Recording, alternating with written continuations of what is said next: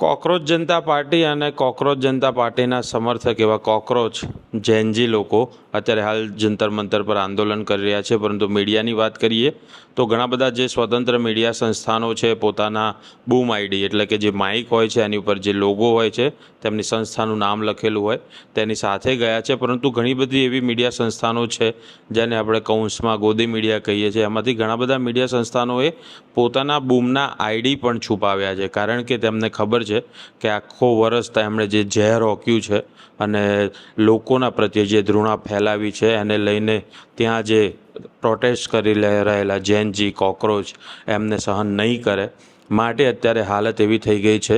આ મીડિયા સંસ્થાનોમાં એમનું માઇક એ જ એમનું ચહેરો હોય છે અને આ માઇક પરનું જે બૂમ આઈડી છે, જે લોગો છે એ છુપાવવો પડે, એટલે આનાથી મોટી શરમની વાત બીજી કોઈ નથી। પર ભલે અત્યારની પેઢીઓએ આમને સહન કરી લીધા હોય, પરંતુ નવી જે જનરેશન છે જેને આપણે જૈનજી કહીએ છીએ અને અત્યારે હાલ દેશના નેતાઓ અને આપણા સંસ્થાઓ એમને કોકરોચ કહી રહી છે, આ કોકરોચ એમને સહન કરવાના નથી એ આ વાતની સાબિતી આપે છે।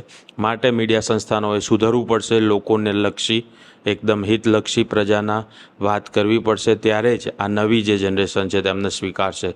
તમારું શું કહેવું છે કોમેન્ટ કરીને જરૂરથી જણાવજો।